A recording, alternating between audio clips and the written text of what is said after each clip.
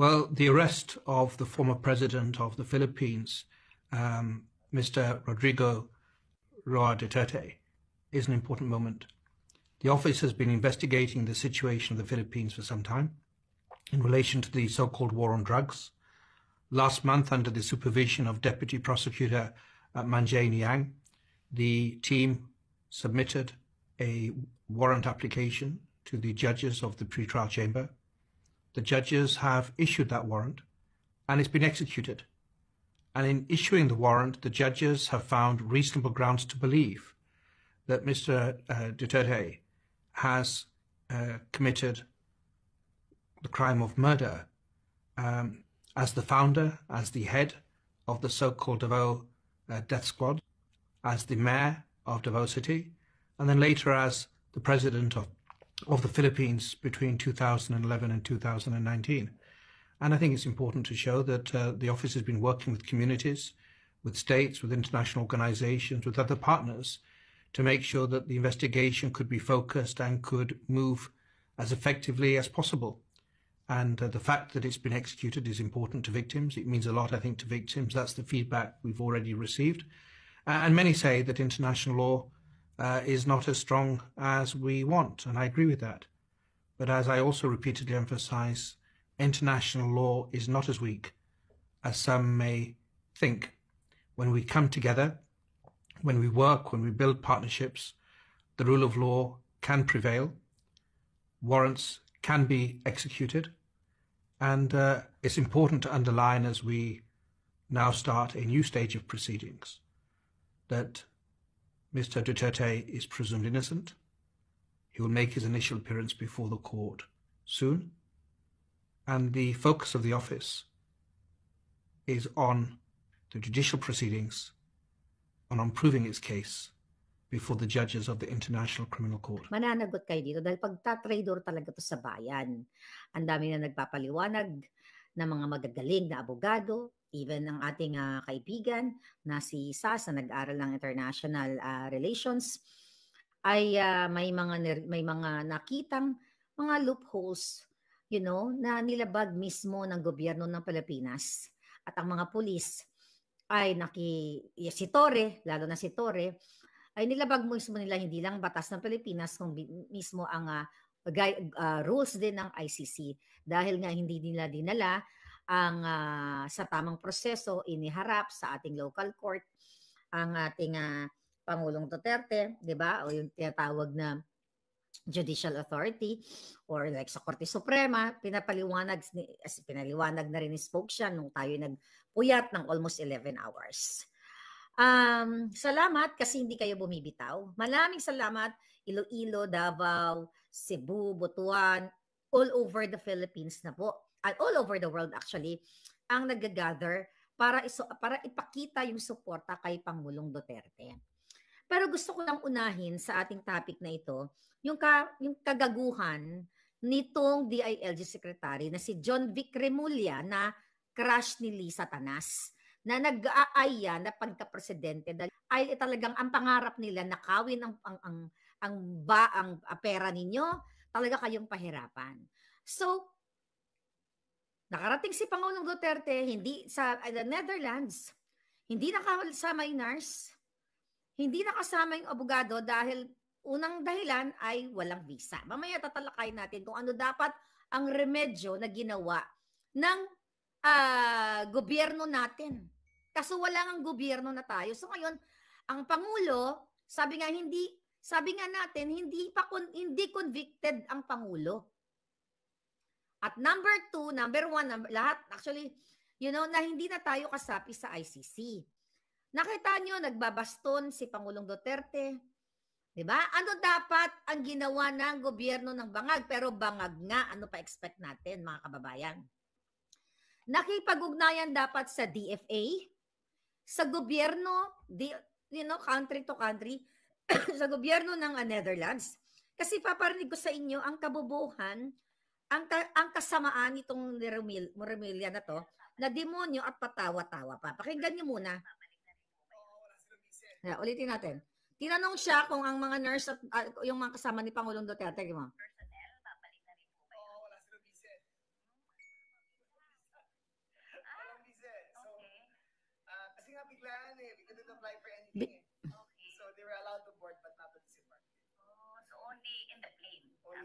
personnel, babalik na rin po ba yun? Oo, wala silang visa eh. Wala mga visa. Okay, mga kabayan, nakita ninyo? Taong gobyerno nyo yan. Pinagtatawanan ang nurse at ang abogado ni Pangulong Duterte. Biglaan, paano sila makaka-acquire ng visa dahil kinidnap nyo, mga putang ina ninyo? Sige nga, hindi ba magagalit? Hindi pa ba kayo gising? Kayong mga pulis at sundalo, tama ba yan? Former President of the Philippines, ano dapat ang ginawa nila, mga kababayan? Ano dapat ang proseso na ginawa nila? Sabi ko nga, makipag-ugnayan sa Netherlands sa DFA. Ngayon, mga kababayan, ang pwede sana nila ginawa ay yung tinatawag na diplomatic request para bigyan ng medical visa o humanitarian visa ang nurse, wala namang kasama si Pangulong Duterte na doktor, nurse. Napakadali lang yon kung makatao itong gobyernong putang inang mga adik na ito. Proseso yan. Hindi lang yan dahil si Duterte siya, kahit anong bansa, kapag ginawa nyo yan, pag may mga ganyang klase, DFA 2, yung kanilang foreign affairs ng Netherlands, embahada. At ang embahada, bakit ba tayo may mga embahada, di ba? Sa Pilipinas, sa iba't ibang bahagi ng bansa, para tulungan ang mga OFW, ang mga Pilipino kapag meron silang mga kailangan na mga passport, yung mga ganitong klaseng mga dokumento. Pero bakit pinagtatawanan ng gobyerno? Bago wala silang visa eh. Hindi ka pa namatay, buha ka ng ina ka. Yan ba matino? Hindi pa ba kayo gising? May proseso. Kahit kriminal, kahit convicted, may proseso. Pangbangag, pang-mafia ang ginawa kay Pangulong Duterte. Nakatandyo na kung gaano sila walang hiya. Ano dapat ang ginawa? Dahil, napakadali lang naman yan online. Dapat mismo ang gobyerno, ang DFA, ang mag-process dahil alam nila on the way na, I don't know, sa ND Inday Sara, dahil, lahat, biglaan kidnap. Yung mga medical documents ni Pangulong Duterte, forward lang yan sa DFA, on the way na sila, yung nurses niya, at mismo yung abogado niya, dahil i-represent siya. Napakadali lang yun, ganun lang kabilis yun. Isang snap lang yun, mabibigyan ng humanitarian visa or reasonable visa, whatever you call that kind of visa.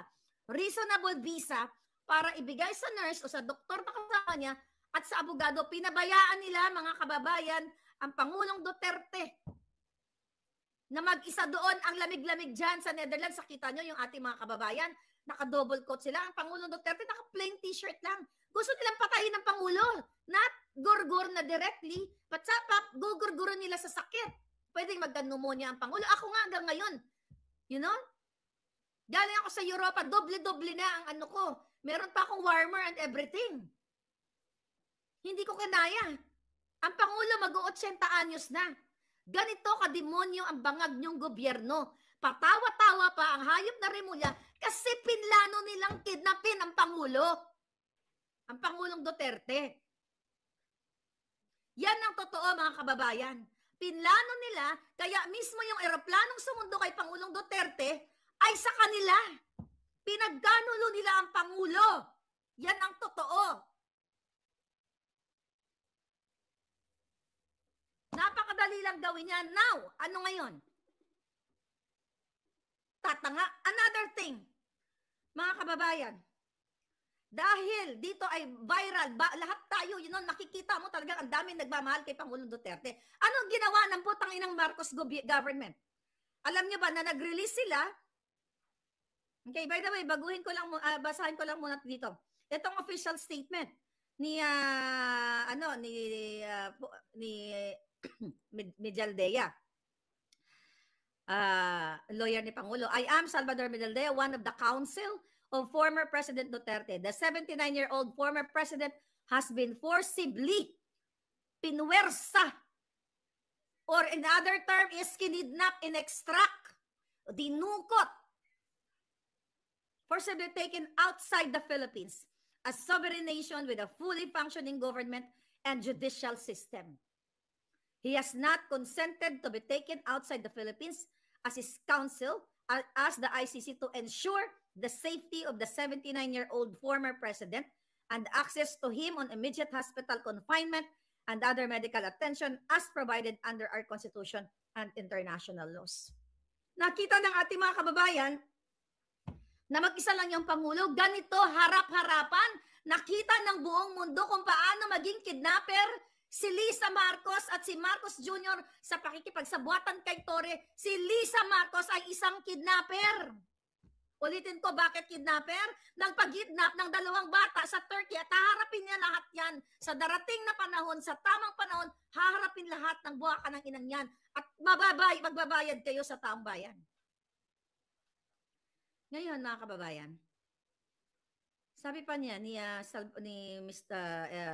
E.S. Mijaldea, I do not have a valid visa to enter the Netherlands and require the assistance of the Philippine Embassy as well as the ICC, so I can fulfill my duty as one of his counsel to protect his rights. His accompanying personal nurse and aide have likewise no valid visa, for which are requesting issuance thereof with assistance of the Philippine Embassy. Ito dapat, and I hope, dahil kararating lang, ito dapat right away, anong oras, although gabi na dyan, no, sa Netherlands.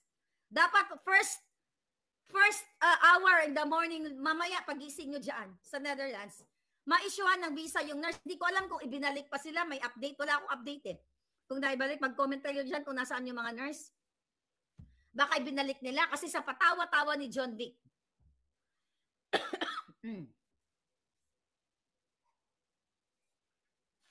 Here, ganito ka-demonyo to. Mga kababayan, gusto ko lang ito yung pagbaba, ito yung ating mga kababayan. I-play lang natin yung yung mga Pilipino na sumalubong sa kanya, kay Pangulong Duterte.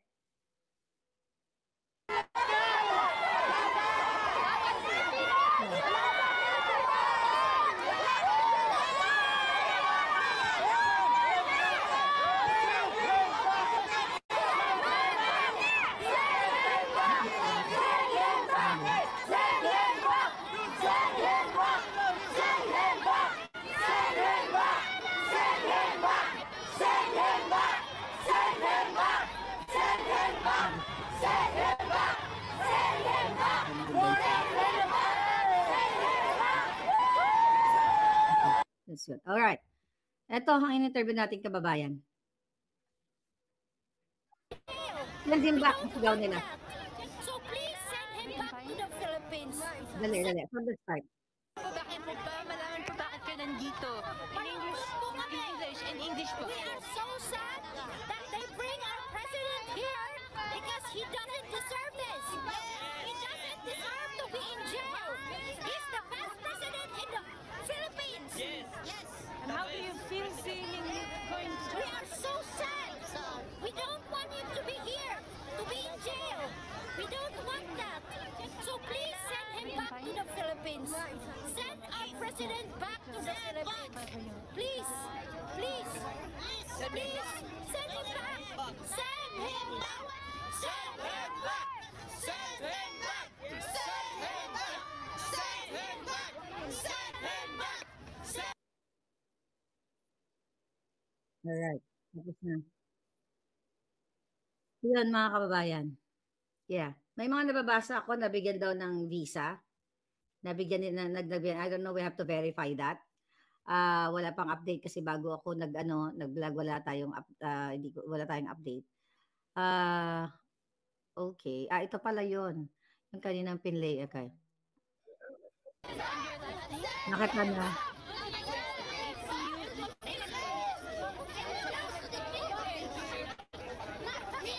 Yeah, that's good. Okay. Remove natin. Okay, remove. Remove, please. So, ngayon, mga kababayan, well, meron na? Okay, good. Okay. Kagabi, kailan ba yun? Kahapon, nag-usap kami ni Spoke Sari, ano, na, nagbibigay siya ng positive message na talagang kung susundin, even yung rules ng ICC, ay makakauwi ang Pangulong Duterte sa Pilipinas. Kaya huwag kayong tumigil. Yung mga nangyayaring ito, hindi ito, kumbaga, hindi lang ito nangyari dahil, mapunta lang sa kawalan. May mensahe ito lahat sa inyo. Dahil kayong mga pulis, harap-harapang nilabag nyo ang karapatan ng Pangulong Duterte. Pinakita nyo na sumusunod talaga kayo kay Lisa Kidnapper, kay Torre Kidnapper. Lahat tong mga to na ginagawa ninyo, tignan nyo, kinidnap nyo ang Pangulo. Pero bago natin i-play ang ginawa nila kay may message si Pangulong Duterte nung siya ay nasa airplane. Pakita natin ito. Alright?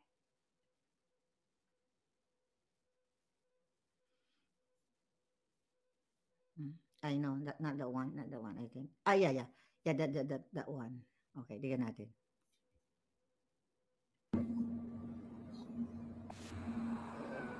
To my countrymen, just to give you the current situation, I am about to land sa Hague. Galing ako Dubai. Stopover for it's a long haul, it's a long flight. Okay ako. Do not worry. And I think this is something to do with the law and order noon. At sinasabi ko naman sa mga pulis, military na trabaho kayo at ako ang managot. So ito na nga. For all of the whatever happened in the past, ako na yung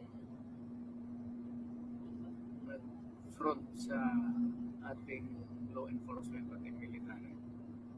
Sinabi ko na I will protect you and ako ang managot sa lahat.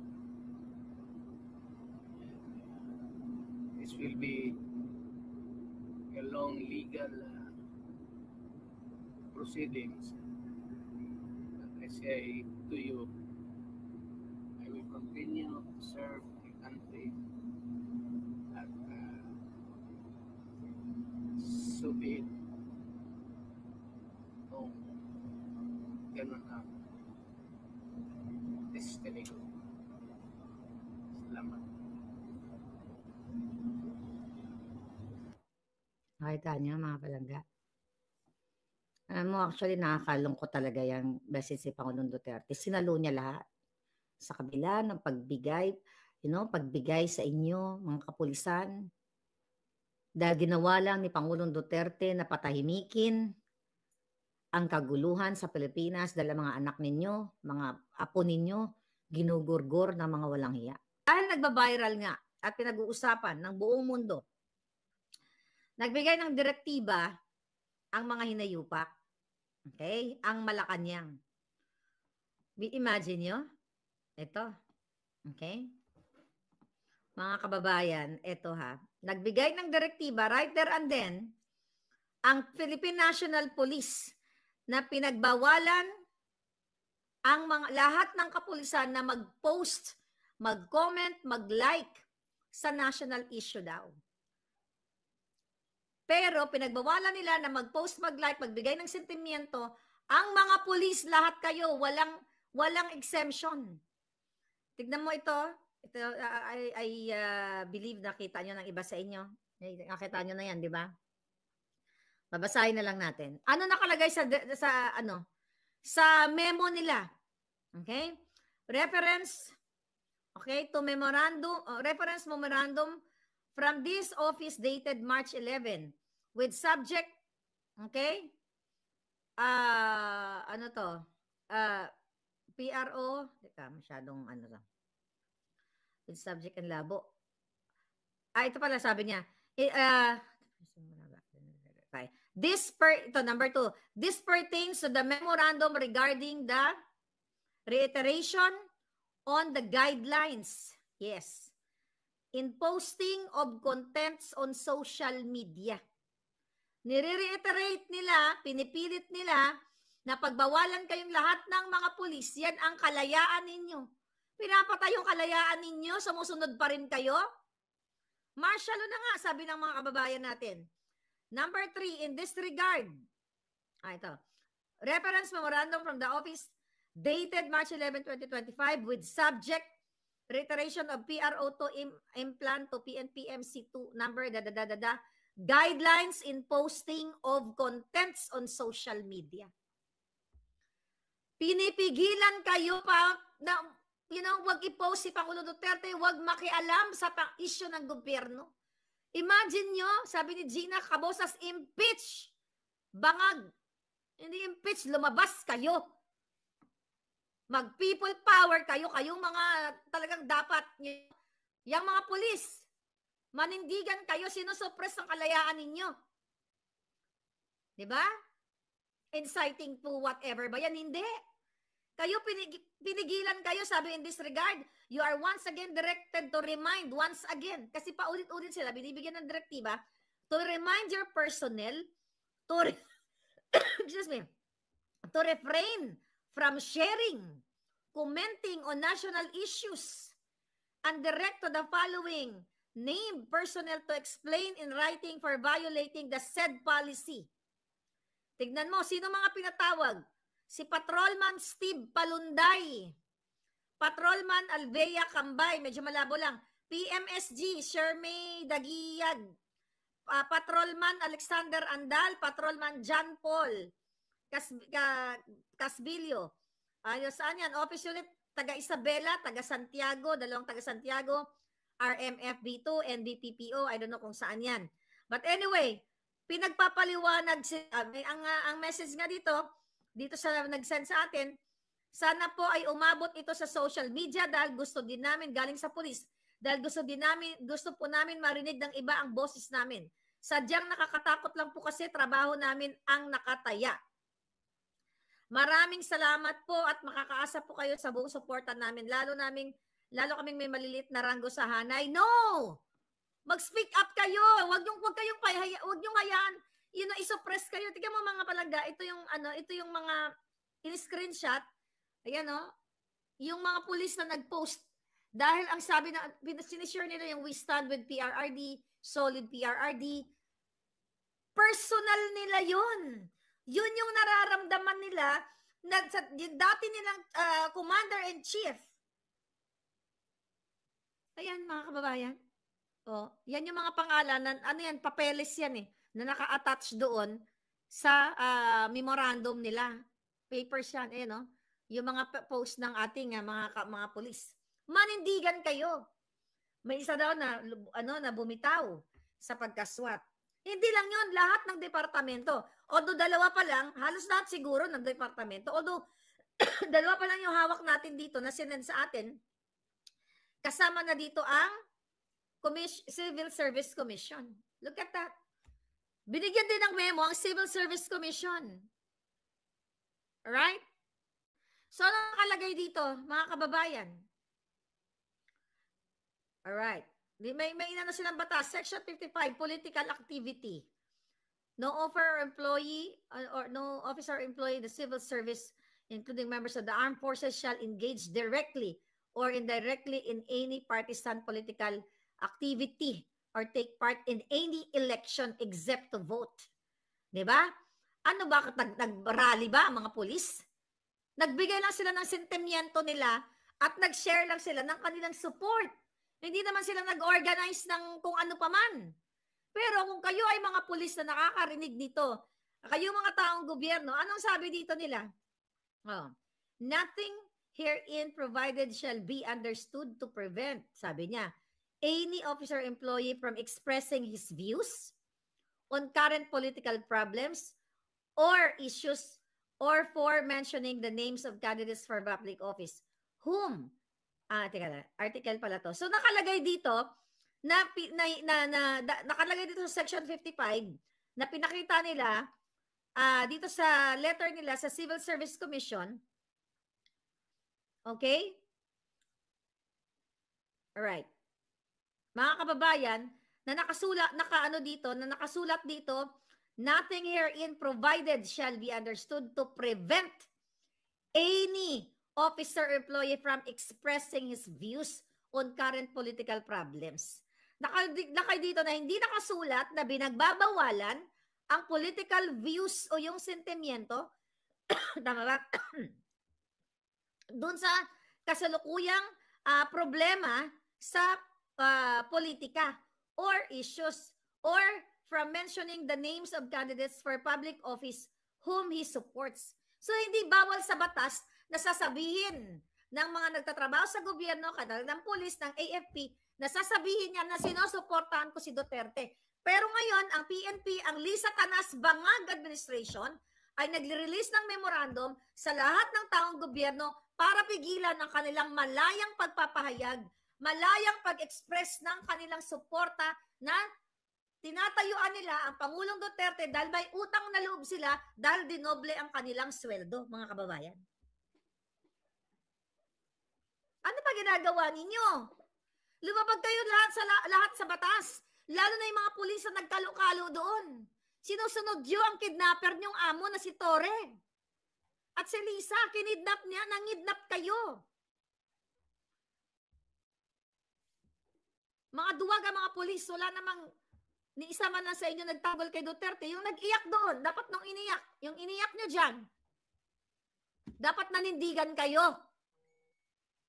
Dahil ang pag-iyak, lalo na yan ang mga sundalo na yan, sa ganyang klaseng sitwasyon, ay pagpapakita ng kahinaan.